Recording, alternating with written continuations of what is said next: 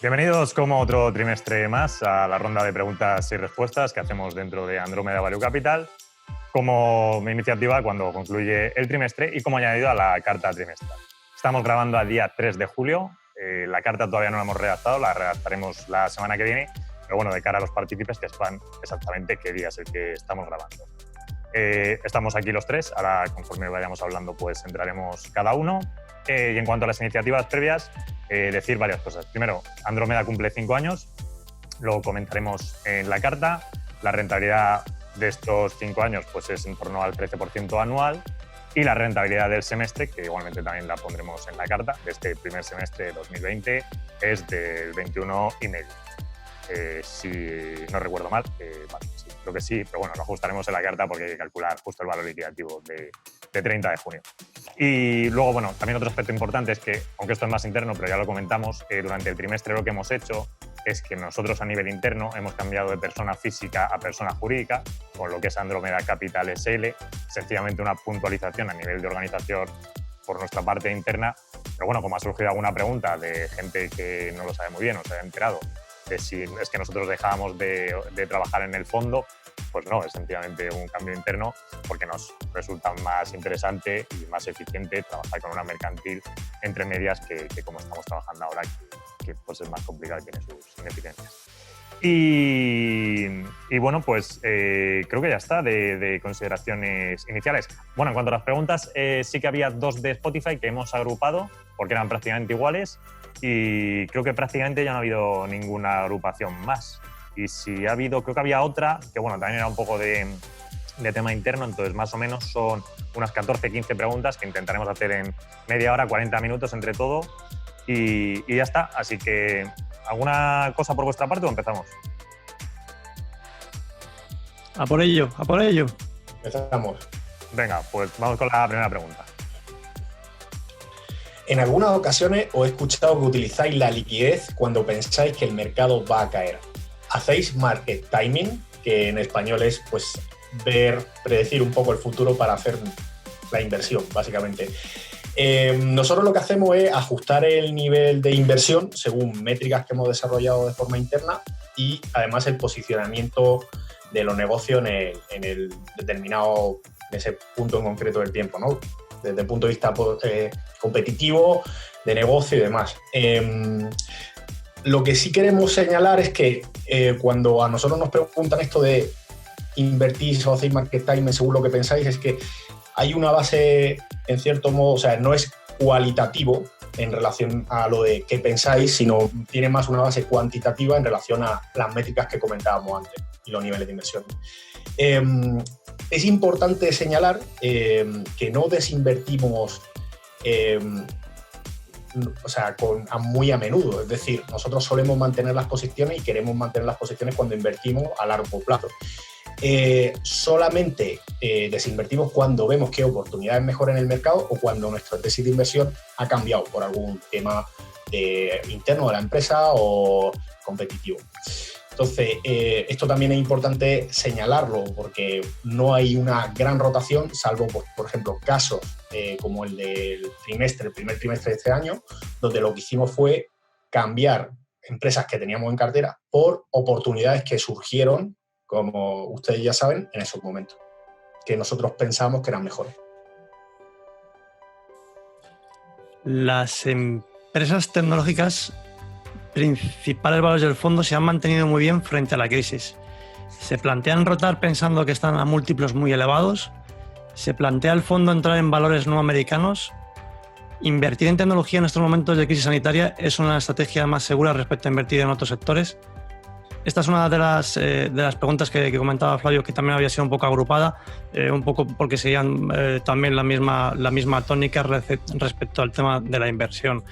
Y bueno, en este sentido, nosotros lo que queremos es intentar agruparlas y responderlas con una idea superior a todas las mostradas. Y es un poco la razón de ser de Andrómeda, y es que invertimos en empresas tecnológicas excelentes, AAA, que son cotizadas y que están a nuestro alcance. Es decir, cuando decimos que están a nuestro alcance es que podemos probarlas, podemos testearlas, podemos meterle datos, podemos cacharrear con ellas. Y bueno, bajo estas premisas, pues nos quedan mucho más cercanas empresas de Estados Unidos pues que de Europa o de Asia. Respecto a una rotación posible, pues también lo ha comentado ahora un poquito Juan, nosotros igualmente somos value, miramos en el largo plazo, hacemos una criba muy significativa de todas las empresas para que puedan entrar en cartera y entendemos que tienen valor y van a seguir teniendo valor más allá de momentos puntuales. Entonces, en ese sentido, yo creo que queda un poco respondido. ¿Tenéis pensado bajar las comisiones? ¿Es el único motivo por el que no invierto en el fondo? Bueno, esta pregunta ya hubo hace varios trimestres o casi años, casi diría 2 años, se nos planteó lo de la idea de bajar las comisiones. A ver, nosotros lo que dijimos en su momento y se sigue manteniendo es que al final esto es un negocio de escalas, entonces en cierto punto sí que te puede rentar el bajar las comisiones. Pero insistimos, que es una cuestión de escalas, entonces al final las escalas no se producen de manera tan simplista como puede parecer decir, pues 5 millones más ya produce el nivel exacto para bajar comisiones. Pues no es tan así, es una escala un poco mayor. De todas maneras, tampoco el negocio es absolutamente todo el beneficio neto para nosotros, ni mucho menos. Hay que tener en cuenta que el fondo está con renta 4 y una enorme parte de la ganancia se la lleva renta 4. Entonces, y al final nosotros también tenemos costes, tanto en la operativa interna como que somos 3. Entonces, no hay tantísima escala como a priori puede parecer decir, pues calculo con 30 millones las comisiones y esta gente está ganando esto. No es así, ni mucho menos. Entonces, sí que nos gustaría, por eso, si las escalas se van cumpliendo, ir bajándolo. De todas maneras, sí que es importante ser conscientes de que nuestra parte más propensa a tocar es la de la comisión fija, porque también nos parece la más injusta y porque también la que más nos mueve a hacerlo mejor es la de la comisión variable. La de la fija, que ahora está en el 1,3, pues creo que es más flexible que la podamos tocar, porque además es la más injusta. Si un año lo hace más del fondo, esa comisión se cobra. La otra es totalmente correlacionada con nuestro nivel de productividad en el fondo y si lo hacemos muy bien, pues entendemos que también se nos debe recompensar por esa parte. De todas maneras, dicho esto, que parece aquí que nosotros cobrásemos mucho y tal, si se estudian las medias, y ya lo hemos publicado alguna vez, nuestro fondo es normal, es decir, de hecho, en comisiones, de hecho a veces incluso está más bajo en cuanto a las rentabilidades obtenidas. Y si un año es correcto, es decir, si un año no es muy bueno y nuestro año es muy flojo, es decir, pensemos que estamos haciendo un 5% ese año, de hecho nosotros estamos cobrando menos que la media de los fondos españoles. Entonces hay que tenerlo en cuenta, que es que a veces, no sé por qué, creo que es como una óptica que le parece a la gente que decir, bueno, es que el 9% en resultado me parece muy caro. Bueno, pero la media española de los fondos están cobrando 1,8 en comisión fija anual, entonces realmente nosotros no somos tan caros. De hecho, si producimos, insistimos, un retorno muy, muy alto, es cuando se puede notar que nosotros somos un pelín más caros. Pero para el resto de los casos no. Y en ese caso de que el resultado sea muy alto, pues es que está justificado porque hemos creado un resultado muy alto. Entonces, esta persona que no es partícipe nos dice que el único motivo de no invertir en el fondo es por las comisiones, pues me parece que es una propuesta un poco débil por su parte. Yo le animaría a revisarlo porque creemos que Andrómeda lo hace bien, que nosotros estamos trabajando en intentar hacer esto bien y que al final nos mueve generar buenos retornos y que esta persona por una mínima fracción decida no estar en este fondo y estar en, no sé, en otros activos o en otros sitios que le puedan generar peor rentabilidad o que trabajen peor, pues no sé, o sea, bueno, al final cada uno es libre de hacer lo que quieran, pero también creo que por mi parte bueno recomendar que debería revisar esta situación. Y bueno, pues eso es más o menos la idea. ¿Queréis aportar algo vosotros? Antonio. No, yo creo que ha quedado todo resumido lo que has comentado, Flavio. Está perfecto. O sea, si al fin y al cabo, si considera que la estructura de comisiones no se ajusta, pues gracias a Dios hay una absoluta libertad para poder invertir en todo tipo de fondos y una gran variedad de abanico para poder elegir. Yo aquí resaltaría que hay dos temas relevantes. Y uno, o sea, el tema de tener un tipo mixto, digamos, con el variable y el fijo, siendo el fijo más bajo que lo que tú decías, la media, que está entre 1,8, 1,9, depende del fondo, y teniendo en cuenta que además nosotros tenemos un porcentaje muy importante, o todo el dinero invertido aquí, digamos que alinea un poco los intereses también de los inversores, ¿no? Estamos, como dice Flavio, se pueden hacer esfuerzos, pero también hay que lograr escalas para hacerlo, porque al final tenemos que vivir.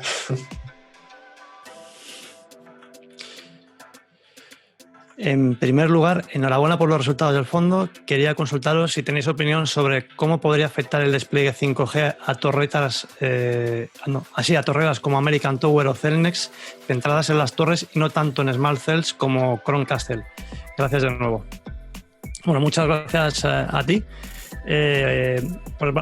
Con carácter general, este tipo de empresas estarían dentro de lo que es el sector inmobiliario de la parte de redes, con los matices que indican. En general, podemos decir que todo despliegue de red lleva asociado una parte de inversión por parte de los distintos operadores de telecomunicaciones y que están dentro o pertenecen a todo ese ecosistema, y por tanto se van a ver beneficiadas. Y además, encima, lo implicado es, en este caso, el despliegue de una red de 5G que a priori va a exigir una mayor instalación de puntos de acceso, tanto a nivel de cobertura general como para particulares. Pues la impresión que tenemos es que a priori las perspectivas para todas ellas son positivas. ¿Qué os parece Spotify? ¿La seguís teniendo en cartera? Buenas tardes. ¿Alguna opinión sobre Spotify? ¿La habéis estudiado? ¿La tenéis en el radar? Un saludo. Bueno, esta pregunta es un consolidado de dos preguntas que nos han llegado, tanto de partícipes como de fuera, y como es sobre la misma temática, sobre Spotify, pues la hemos unificado. La realidad es que sigue estando en cartera, y aunque no comentamos sobre empresas concretas muy en detalle, sí que vamos a dar una serie de pinceladas, ¿no?, de qué cosas nos gustan y qué cosas no nos gustan en términos generales. Se quiere convertir en la plataforma de audio global y llegar a usuarios a los que no llegaba antes exclusivamente solamente con la música, es decir, ir más allá.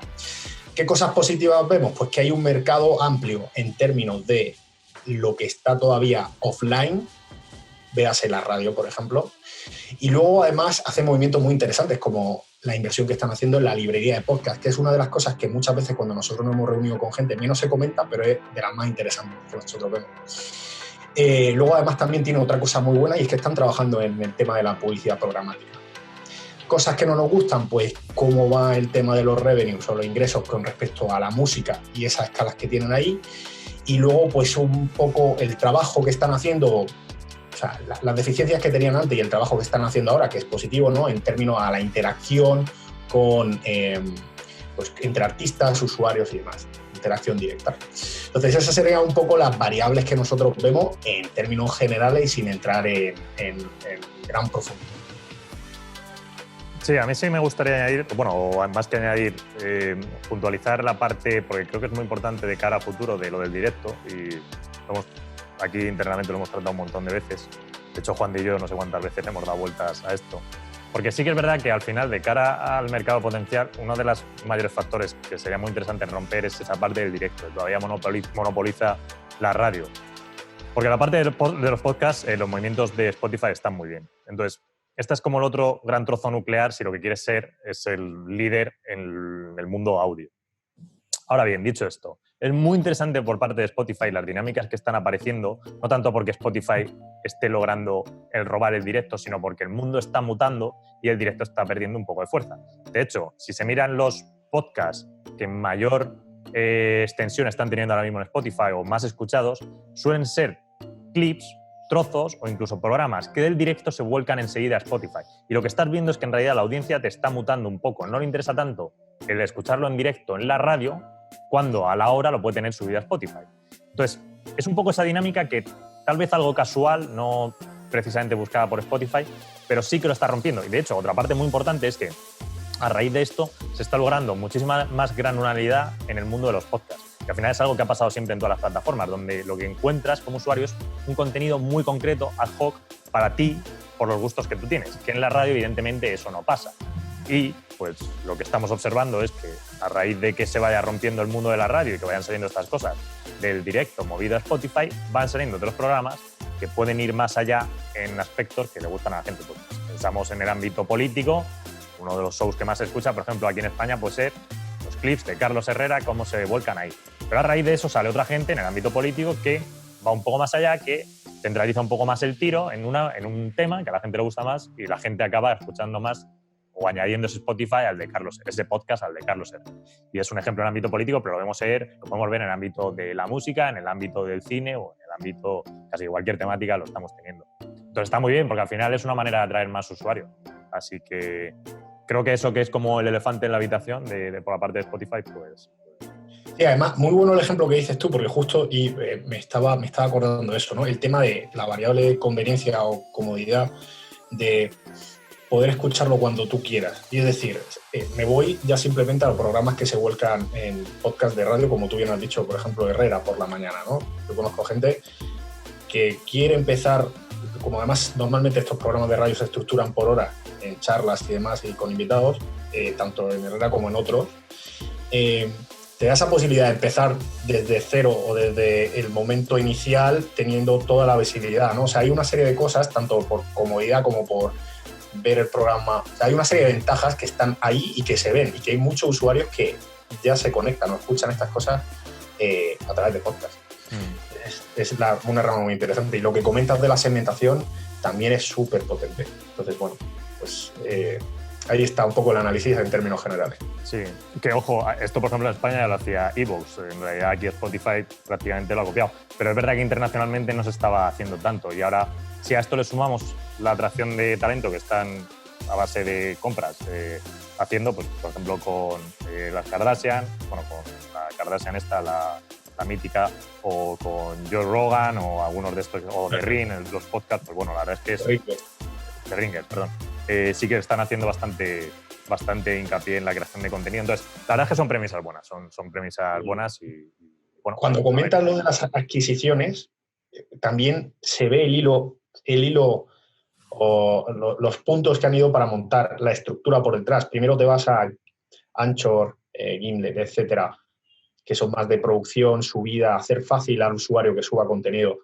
Y luego ya te vas a temas de producto concreto y librería de contenido. Entonces, oye, pues si bien por la parte de música en exclusiva tiene una serie de contras, por la parte de podcast es un campo abierto. ¿Cuál es la empresa de mayor convicción que tenéis en cartera? Bueno, hablar de convicción en una única empresa dentro de un fondo que tiene más de 50 posiciones, pues no termina de ser muy eficiente. En cualquier caso, y entendiendo un poco la idea de lo que nos quiere transmitir el partícipe, pues si le vale le valdría con mirar las primeras 15 o 20 posiciones que tenemos en el fondo para poder ver en cuáles tenemos más confianza. En cualquier caso, eso no deja de ser una foto fija lo que podría estar estimulando. Nosotros vamos realizando fluctuaciones o modificaciones conforme va produciéndose una oscilación en la cotización de cada una de ellas. Así que bueno, creo que se podría dar por entendido que tenemos confianza en todas y cada una de las empresas que tenemos en el fondo. Por favor, ¿podéis desarrollar la tesis de inversión software y SaaS en la cartera y algunas en seguimiento? Gracias. Bien, en primer lugar, me gustaría poner sobre la mesa que las cartas trimestrales que lanzamos, pues que ahora recibirán los partícipes y también la que hacemos pública, comentamos por cada empresa que entra dentro de la cartera qué es lo que nos gusta y si salen qué es lo que no nos gusta. Ahí yo un poco les invito a que si no han recibido las cartas, pues que se pongan en contacto con nosotros para recibirlas. Y ahí encontrarán, pues a nivel general, cuáles son las variables que consideramos nosotros más importantes. Entonces, es una forma de ver de forma holística cómo invertimos en cada una de las empresas. Simplificando mucho y no entrando al detalle, lo que nosotros vemos realmente es qué hace el negocio, cómo va ejecutando a lo largo del tiempo y en determinados momentos si está barato o caro para invertir o desinvertir. Luego esto tiene más trabajo por detrás, pero de forma sencilla es lo que hacemos. Por supuesto, porque también hay un matiz sobre competidores o sobre qué empresa vigilamos, ¿no? O estamos pendientes de ella. Nosotros siempre, si invertimos en una compañía, tengan ustedes en cuenta que nosotros siempre estamos pendientes de los competidores, como no podría ser de otra forma. Lo que no solemos hablar es de oportunidades o de otras empresas en otros sectores, en otras verticales que nosotros consideramos que son oportunidades de inversión ahora o en el futuro, porque, bueno, pues eso sería un poco perjudicar a los inversores que confían en nosotros. Y yo creo que con esto, no sé si vosotros queréis comentar algún otro punto. Hombre, a mí siempre me da bastante respeto lo de hablar por hablar de temas de competidores, porque precisamente es un foco de atención por nuestra parte donde solemos estar, mirando siempre a la competencia por si están ejecutando mejor que alguna que tenemos en cartera, tanto por plantearnos si lo mismo si nos estamos equivocando y hay que desinvertir, o por invertir en la competencia. No por la una, es decir, una y dos, opción 1 y 2, o 1 o 2. Entonces, bueno, es que al final vemos toda la industria, entonces tampoco vamos a decir un competidor o no. Evidentemente ya en este punto las de software a nivel general, cualquiera que tenga un tamaño más de 1 billón, creo que ya la estamos siguiendo. Algunas obviamente las seguimos con una cercanía súper directa, algunas pues porque no nos resultan ya tan interesantes o tal vez no están innovando tanto, pues aunque estamos pendientes de ellas las dejamos un poco más de lado. Pues, no sé, por ejemplo, Pure Storage. Pues evidentemente la conocemos, pero tampoco es que últimamente, o HP, tampoco es que últimamente estén haciendo algo tan puntero como para que digamos, oye, pues necesitamos estar todas las semanas revisando esto. Pues yo sé, como la parte de cosas que llevamos meses, que es que todas las semanas nos sale, ¿no? Por la parte de ciberseguridad, yo no sé ya cuánto tiempo, perdón, semanas. Llevamos, bueno, o meses, sí, porque llevamos, por ejemplo, todo el año con el tema de ciberseguridad, que raro es la semana que no estamos nuevamente otra vez con algo de ciberseguridad o con algo de conexión en la parte de CDN. Pues, por ejemplo, en esas partes estamos mucho más enfocados. Insisto, algo como HP pues está bien, pero es que no están haciendo nada HP que nos obliga a estar tanto tiempo encima. Entonces, pero vamos, que cualquier compañía que ahora mismo ya tenga 1 billón en mercado occidental, prácticamente la hemos tocado, la conocemos, tenemos una visión relativamente clara de lo que hace. La parte asiática, ya lo hemos dicho, la parte asiática es mucho más compleja y solo de manera superficial o colindante la tocamos un poco más y nunca, la verdad, con intención de invertir porque no creemos que en Asia estemos interesados. Y bueno, pues esa es la premisa, pero claro, no podemos contar todas las compañías de software, la tesis y las competencias porque la verdad es que muchísimo. Entonces, y además que propiedad nuestra y tampoco nos gusta tanto exponerla públicamente. También una puntualización, para que quede claro, sobre todo al partícipe que vea que nuestra metodología es correcta, y es no solo vigilamos los competidores públicos en los que nosotros podemos invertir, sino también los privados, que en este sector también hay algunos que son de relevancia. También por un poco tranquilidad en cuanto a la metodología, que es correcta. Buenos días, me gustaría saber lo siguiente. ¿Cuál es vuestra posición sobre el posible escenario económico que se cierne ante nosotros, teniendo en cuenta el grado de endeudamiento sin precedentes que existe actualmente, tanto soberano como corporativo, y la desastrosa coyuntura económica actual, en términos de descenso del PIB, paro, etcétera? Si tenéis algún tipo de cobertura con derivados, oro, vuestro nivel de liquidez, etcétera, y vuestras expectativas para los próximos años en USA. También me gustaría saber cómo creéis que afectaría al fondo si el desequilibrio existente entre el overperformance del growth frente al value se revierte, como parece probable esperar. Un saludo y muchas gracias por vuestro buen trabajo.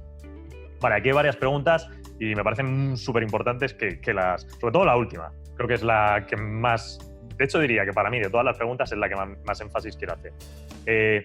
Lo primero, en cuanto al posible escenario económico.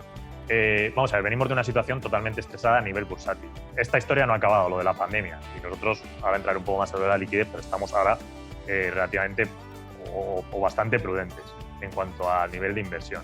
Entonces, ¿cuál es la situación económica? A ver, después de una situación de estrés tal que así, bajo la premisa de que no se pueda repetir un escenario un poco más liviano, pero que se repita durante otoño, que no habría que descartarlo para nada, el siguiente ataque o golpe económico suele tardar varios años en venir. Entonces, no es algo, o sea, que entiendo la preocupación por el nivel de endeudamiento, no es algo que ahora mismo debería catalizar, es algo que catalizará dentro de un tiempo. Entonces, y el dentro de un tiempo puede ser varios años.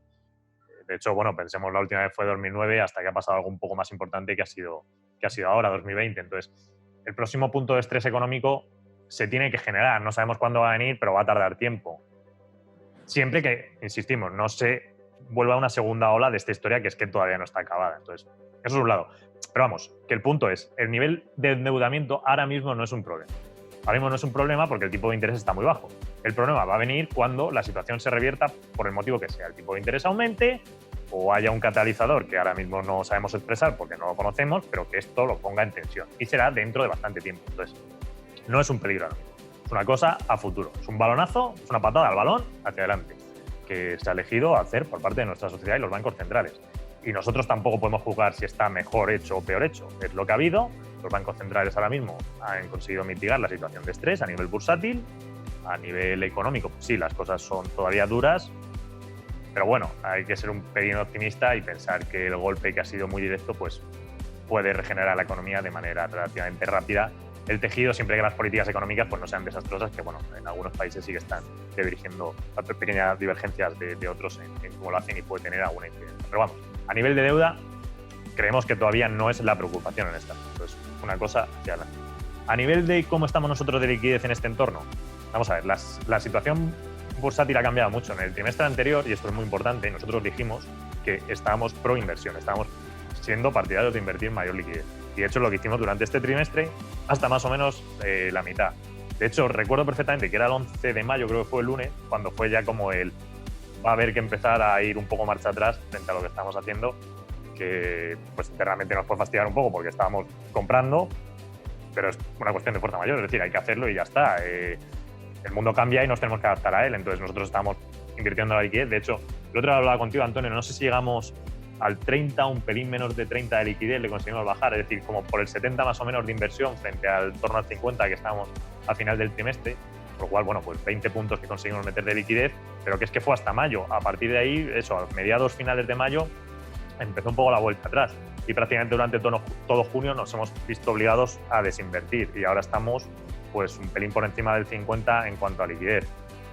Es lo que hay, es decir, nos puede gustar más o nos puede gustar menos. Yo preferiría personalmente poder seguir invirtiendo, pero es que es lo que hay. Entonces, al final, también el objetivo nuestro es generar la mejor rentabilidad posible.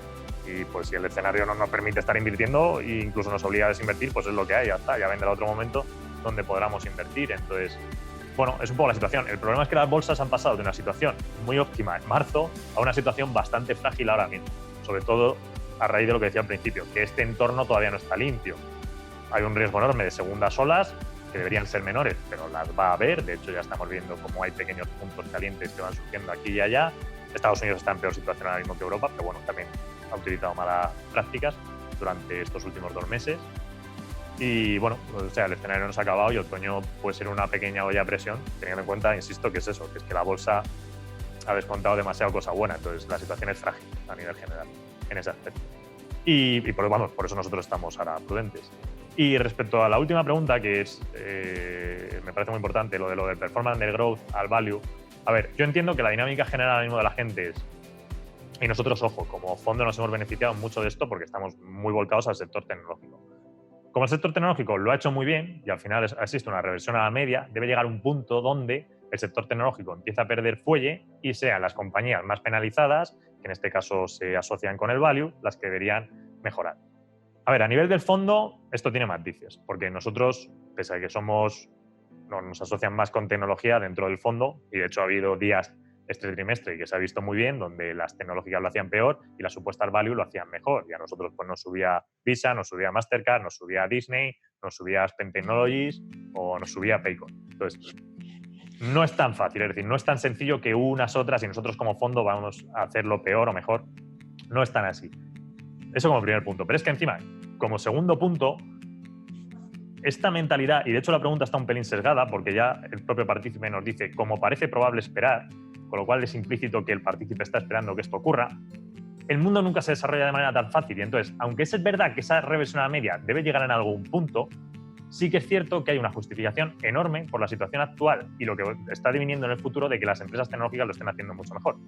Y aunque esa reversión a futuro puede venir cuando todavía las empresas tecnológicas hayan subido un 20% más. Es decir, el problema ahora mismo que estamos viendo estos meses es la disociación del concepto general de lo que debe ser el mundo de inversión por parte de los inversores de lo que realmente es. Es decir, las empresas tecnológicas están sufriendo una ola brutal de beneficios, de adquisición de usuarios y de ingresos que realmente no se esperaba. Entonces ha habido un desacople por parte de los inversores de intentar ajustarse a eso. Y aunque el movimiento ha sido agresivo, y eso es lo que parece intuir a la gente, que debe haber una reversión a la media, el problema de esa reversión a la media es que realmente no está tan justificada. y que la reversión a la media puede venir cuando todavía las empresas tecnológicas hayan subido mucho más. Es decir, que el mundo nunca es tan sencillo como una primera línea de pensamiento puede hacer parecer. Entonces, aunque sí que en parte me preocupa y estoy de acuerdo con el comentario este de aquí, insisto en que es todo un poco más complejo. Por otro lado, aunque venga, que nosotros ya somos conscientes de eso, el nivel de liquidez en el fondo ahora mismo es muy alto y gran parte de lo que nos hemos beneficiado ahora mismo no debería perjudicar tanto porque el peso en tecnológicas lo hemos bajado. Entonces, no puedo dar una respuesta perfecta y completa porque es una situación muy compleja y hay que ir estudiándola y, bueno, al final nosotros nos dedicamos a eso día a día, pero vamos, es lo que intento expresar, que esto no se va a resolver de manera tan sencilla como la gente espera. ¿Conocéis la empresa VMware? En caso afirmativo, ¿os parece que tiene ventaja competitiva y que su crecimiento es sostenible? Bueno, pues precisamente lo comentaba Juan de y lo comentaba Flavio. Claro que conocemos VMware, es una empresa que tiene un histórico y ya tiene mucho tiempo a nivel tecnológico en el mercado. Y con un consolidado y con un nivel de facturación muy elevado. Entonces, como comentaba Flavio, pues claro, es obvio que todas las empresas a partir de un cierto volumen están dentro de nuestro radar. En este caso, en nuestro caso, nosotros nos acercamos a VMware a raíz de nuestra aproximación en la cartera de Nutanix. A lo largo de todo 2019 empezamos a detectar un cierto comportamiento un tanto dudoso por parte de la ejecución de Nutanix y decidimos ponernos a investigar y a ver qué es lo que podía estar sucediendo de una manera mucho más profunda en esa situación de mercado. Y lo que nos encontramos es que el grupo, el consorcio de LMC había decidido de alguna manera lanzar todas sus naves y toda su línea de ataque contra el que se había reconocido como líder de hiperconvergencia que era Nutanix.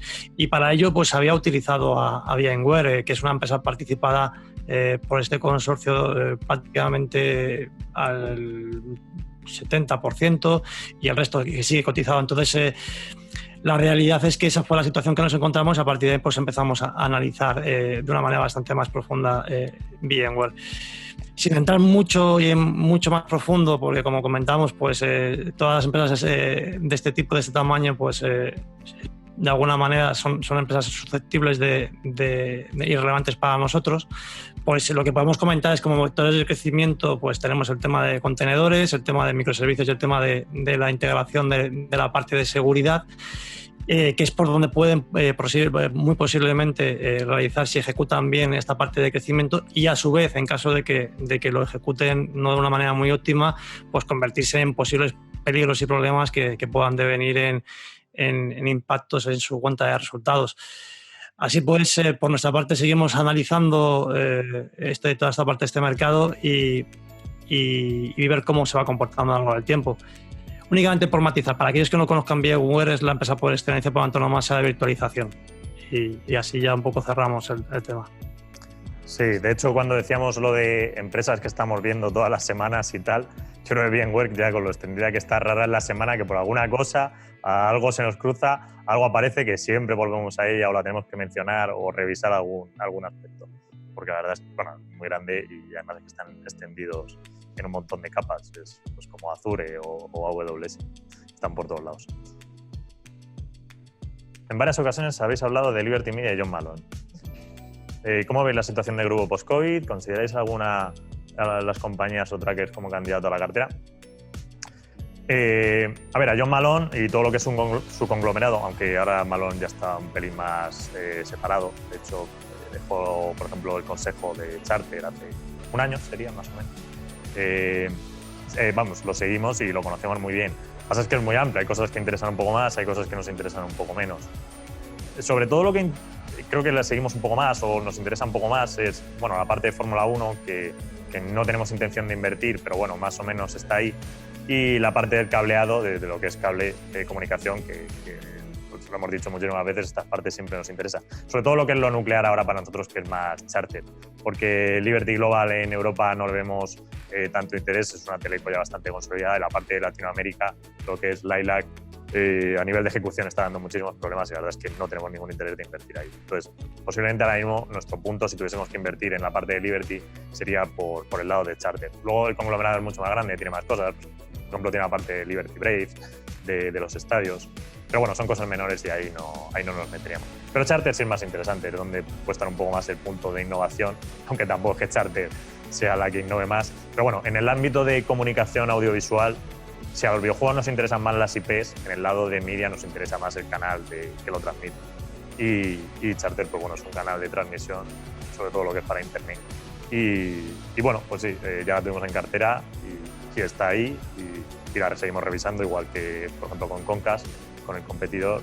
Y bueno, la verdad es que es un buen negocio y nos interesa, pero vamos, ahora mismo no hemos invertido durante este trimestre ahí y bueno, pues no sabemos qué haremos en los siguientes trimestres, ¿no? Pero bueno, que está ahí y pues oye, quién sabe. Buenos días, he observado que por lo menos en los últimos 3 meses se ha mantenido un 30% del patrimonio en el fondo en efectivo. ¿Pueden explicar la justificación de mantener esta posición en efectivo contra, por ejemplo, utilizarlo en renta fija de calidad con rendimiento superior al 0? Bueno, en esta pregunta el partícipe se sorprenderá un poco porque ahora mismo la liquidez está por encima del 30. Hemos acabado el trimestre, como lo hemos puesto en la carta y anteriormente hemos dicho, algo por encima del 50. Es verdad que durante el trimestre sí que estuvo más en torno a ese 30. Bueno, a ver, es que para nosotros es sencillo invertir, donde sabemos invertir y donde no, pues no invertir. El problema de la renta fija, y entendemos la premisa que nos quiere transmitir, que es, oye, si tenéis esa liquidez, ¿por qué no buscáis un instrumento de renta fija donde asignar el capital y lograr algo más de rentabilidad? No nos es tan sencilla. Prácticamente el gran motivo es que al final vas a comprar un título de renta fija, es decir, estás entrando en una parte de inversión de la empresa y por lo tanto tienes que conocer la empresa. Y la renta fija va a fluctuar. Aunque tú tengas el cupón a un año, pues si el cupón no lo llevas a vencimiento, lo vas a tener que vender a lo que hay y tal vez, si hay un momento de estrés, con pérdidas. Entonces, precisamente lo que nos gusta de la liquidez es poder emplearla cuando creemos que hay que emplearla. Y si la utilizásemos para invertir en renta fija y sabemos que esa renta fija no la vamos a llevar a vencimiento y tuviésemos que vender en algún momento puntual, y cuando vendemos renta fija sería porque hay un momento de estrés y queremos utilizarla para renta variable, pues precisamente se nos produce un desacople de una cosa con otra, porque la renta fija ahí estaría más penalizada. Entonces, no queremos, ¿no? No queremos eso, invertir en un activo. Pongamos ahora, por ejemplo, para hacerlo más fácil, ahora que estamos en julio, a primeros, y tenemos un 50% para redondearlo en liquidez. Vale, pues vamos a invertirlo en renta fija. Y buscamos varios títulos que nos rentan el 1,5, el 2, el 3, pongamos, al año. Poco de high yield, ¿no? Vale, perfecto. Vamos a octubre, resulta que hay un estrés ahora mismo en el mercado por X motivo, el que sea. Y los títulos de renta fija, evidentemente, te van a caer, igual que te cae la renta variable ahí. ¿Por qué? Porque para conseguir ese 3%, pues estamos metiéndonos en bonos que cuando vengan problemas de estrés, pues van a caer. Entonces, nosotros no queremos en ese mes de octubre coger y decir, ahora tenemos que desinvertir este 50% porque lo vamos a invertir en renta variable, que es lo que nosotros debemos hacer. Entonces, no, porque ahí hay una pérdida. Entonces, preferimos coger y decir, nos quitamos de estas complicaciones, lo dejamos en liquidez, bueno, un proxy de liquidez, es decir, de hecho no podemos tenerlo en la cuenta tanto porque no puedes tener tantísima cantidad en cuenta debido a lo que supera ya, vamos, pues básicamente la CNMV te pide que no superes un 20% de los productos que compras en cuanto a posición. Entonces, cuando decimos que está en liquidez, pues al final estás utilizando depósitos, porque claro, ya tienes un 50% en depósitos. Entonces la CNMV te dice, oye, no puedes tener un 50% en un solo activo, tienes que diversificarlo. Entonces, pues bueno, diversificamos un poco entre letras y tal, que es la opción más o menos, o sea, depósitos, letras, que es un poco lo que tenemos para intentar mitigar el aspecto. Pero en el fondo es liquidez o un proxy de liquidez, que no nos penaliza casi nada. Es verdad que las letras a 6 meses te dan una pequeña rentabilidad negativa, pero bueno, entendemos que es un coste de oportunidad que debemos asumir para, si en octubre viene mal, coger y decir, pues ahora, todo esto lo desinvertimos de golpe de un día para otro porque podemos y lo ponemos a trabajar. Es lo que nos gusta hacer y es lo que hemos hecho siempre. Entonces, es un poco así. Tengas en cuenta que las rentabilidades que hemos dado hasta ahora han sido haciendo esto, no han sido haciendo compras de renta fija, que es que lo hacen todo mucho más difícil. Además que es que deberíamos entrar a comprender la compañía. ¿Y qué vamos a hacer? Si estamos siempre trabajando en tecnológicas, comprar también títulos de renta fija de tecnológicas. No sé, creo que hace el fondo mucho más complejo, la verdad. Entonces, vamos, esta es mi respuesta. ¿Queréis añadir vosotros algo? Yo creo que está bastante claro. O sea, al fin y al cabo, lo importante que tiene que quedar y que quede remarcado es que realmente esta liquidez es un proxy. O sea, está invertido en monetario, está invertido en diferentes tipos de activos que generan una rentabilidad. Intentamos que sea siempre positiva, aunque no sea muy elevada, pero que realmente está invertida. Y sobre todo con la máxima que tú has comentado, que hemos comentado, tenerlo disponible en cuanto que podamos, para poder invertirlo en renta variable, que es la razón de ser de Andrómeda. Sí, sobre todo muy interesante lo que comentas, ¿no? El coste de oportunidad, de tener dinero disponible a no tenerlo cuando haga falta, sobre todo. Sí, esto es como una aseguradora y el float. Pues igual, tienes que tener la liquidez preparada para cuando tienes que utilizarlo, porque a veces vienen situaciones de estrés. Y ese es el problema, que cuando tengas una situación de estrés, no haya liquidez para emplearla, pues es un escenario que queremos evitar.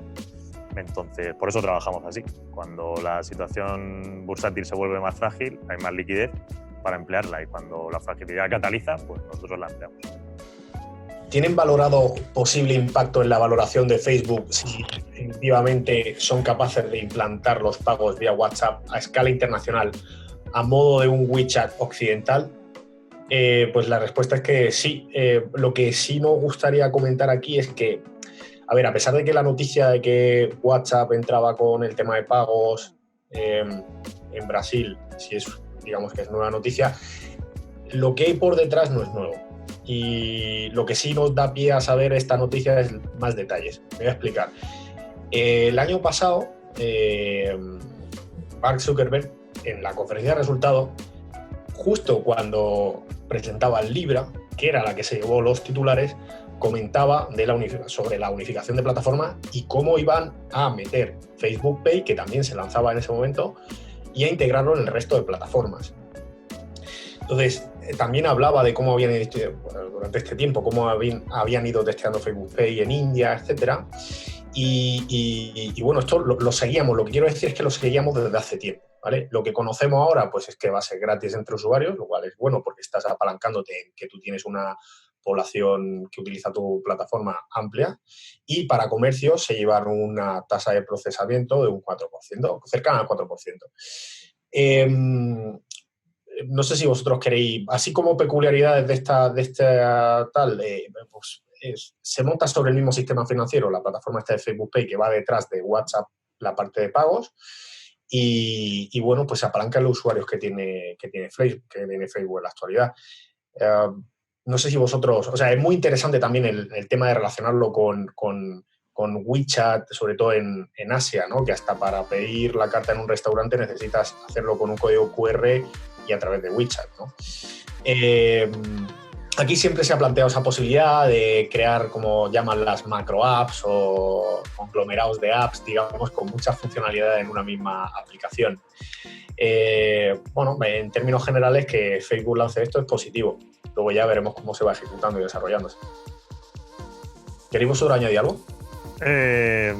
Bueno, a ver, lo que pasa es que, o sea, es muy interesante, sí, en realidad lo que has dicho. Esto ya se ha resuelto en Estados Unidos, tanto por la parte de Cash App, que pertenece a Square, como por PayPal, que hacen este tipo de transacciones directas de usuarios. Entonces, sería otra solución más. Y es muy buena. A ver, por ejemplo, es decir, las cuotas de lo que son microtransacciones, que antiguamente se hacían con tarjeta, o lo que es la sustitución, que era el pago moneda típica, pues sí, evidentemente ahí está rascando muy bien PayPal y Square. Entonces, si entra un tercero, pues puede ser interesante. Sobre todo en la parte más de Europa, que aquí no lo tenemos tan integrado.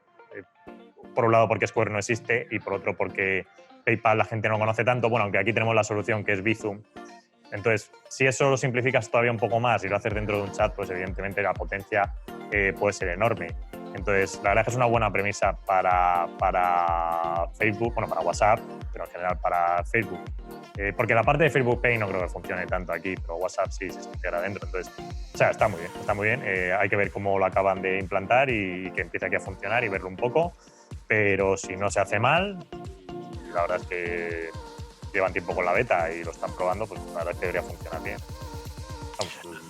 Claro, o sea, aquí lo interesante más que nada es que lo que hay por detrás, que es Facebook Pay, fue una cosa que se lanzó el año pasado y que además ellos te daban el roadmap, como dicen, de desarrollo. Es decir, oye, esto lo vamos a lanzar en las distintas plataformas que nosotros tenemos en marcha, lo vamos a integrar y ahora es cuando ha tocado WhatsApp. Entonces, sí que nosotros lo teníamos ya, digamos, en mente.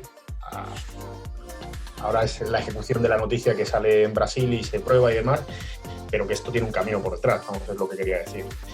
Y sobre todo el aprovecharte de una base instalada de usuarios, pues es muy interesante, claro. Ante todo, enhorabuena. Desde luego, vuestra gestión está dando sus frutos. De las posiciones que consideran fuertes, por ejemplo, las 10 primeras, algunas están en máximos o casi históricos. ¿Consideráis que tienen potencial de negocio para seguir subiendo? ¿Podéis explicar individualmente qué recorrido veis en las cotizaciones como para mantenerlas? ¿Cómo veis CD Projekt Red comparada con las que tenemos en cartera? ¿Tiene mayor potencial, dado el boom que hay por su nuevo juego? ¿Podéis adelantar en qué compañías habéis invertido la liquidez del primer trimestre? ¿Habéis incrementado en alguna de las nuevas que entraron? ¿Podéis adelantar en cuáles? Muchas gracias, Yanis.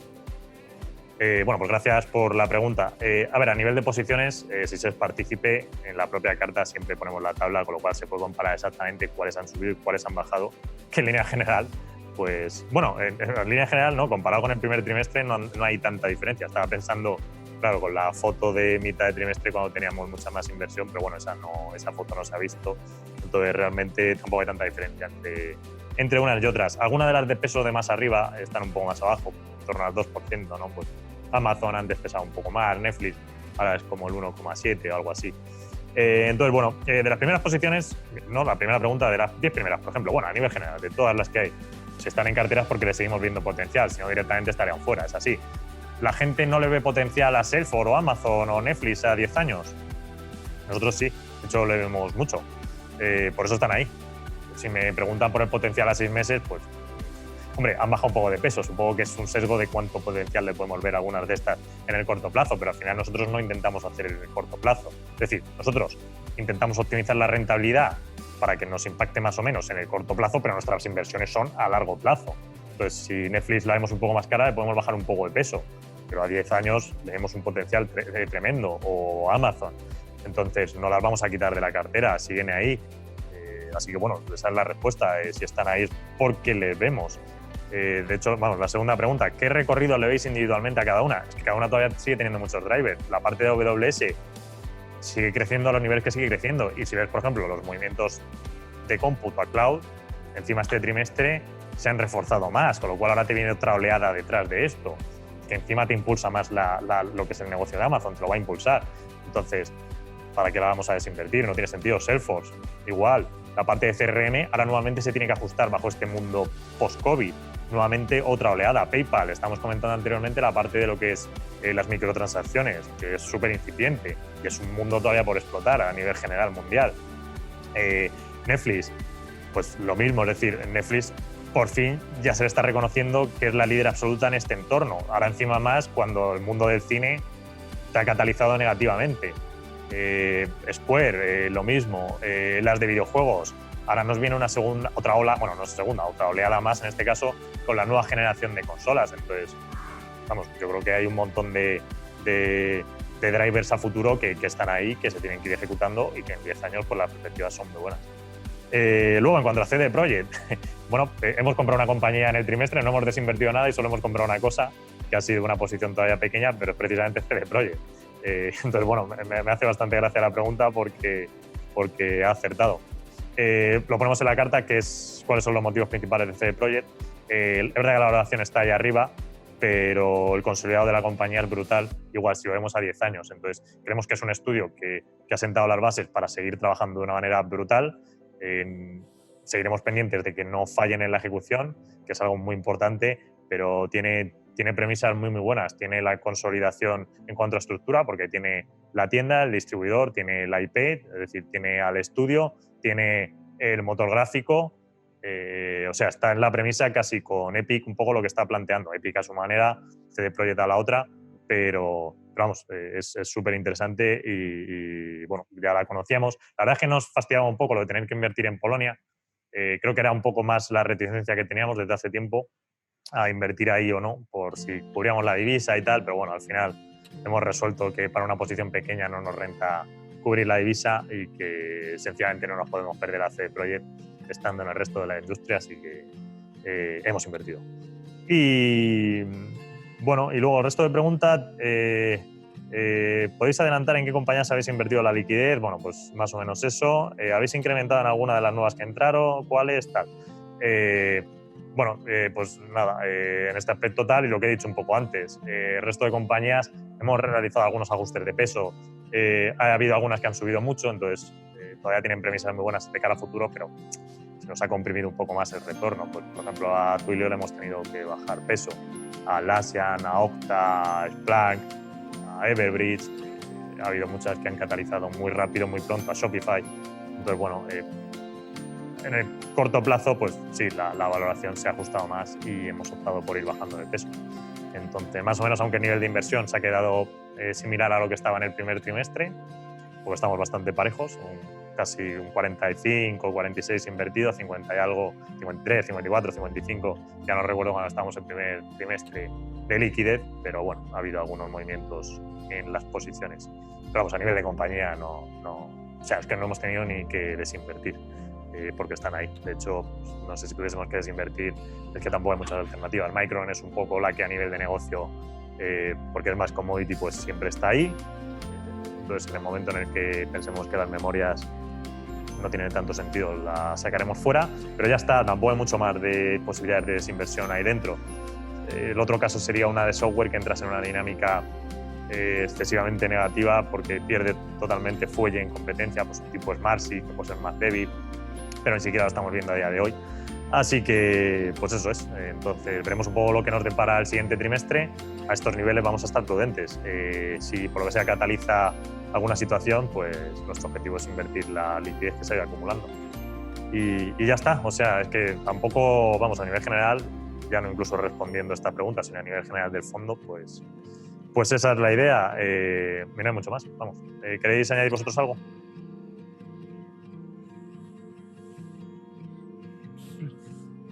Vale, pues con esto cerramos la ronda de preguntas y respuestas y el vídeo de este trimestre. Ya haríamos el siguiente, que sería del tercer trimestre, para octubre.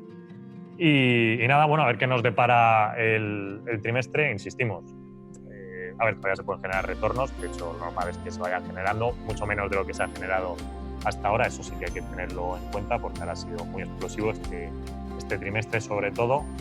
Entonces, bueno, nos tenemos que habituar a trabajar en esta situación donde lo normal es que la bolsa ya no suba de manera tan lateral, que vaya haciendo zigzag, vaya habiendo un acople de la situación a nivel económico con lo que refleja la bolsa y que se ha puesto en un punto algo frágil. Entonces, con eso hay que tener un poco de cuidado, pero bueno, nosotros tenemos mucha liquidez y además las compañías que tenemos son muy buenas y van a seguir ejecutando porque están, además el entorno les apoya, que dentro de lo malo, pues eso es lo bueno, así que no hay mucho más, vamos, ya nos emplazamos para el siguiente trimestre y deseamos a todo el mundo un feliz verano.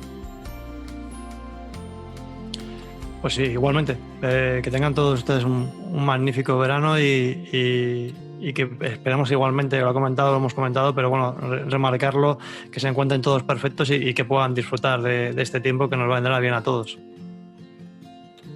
Exacto, en esta nueva normalidad, así que fuerte abrazo a todos, muchas gracias por estar con nosotros en otra sesión de preguntas y respuestas y nos vemos en la siguiente sesión. Muy bien, pues aquí lo dejamos, muchas gracias. Creo que nos hemos pasado un pelín porque siempre decimos algo menos de tiempo y nos acabamos pasando, pero bueno, oye, así nada, como el verano es muy largo hay tiempo para ver el vídeo. Así que nada, muchísimas gracias y nos vemos en el siguiente trimestre. Chao.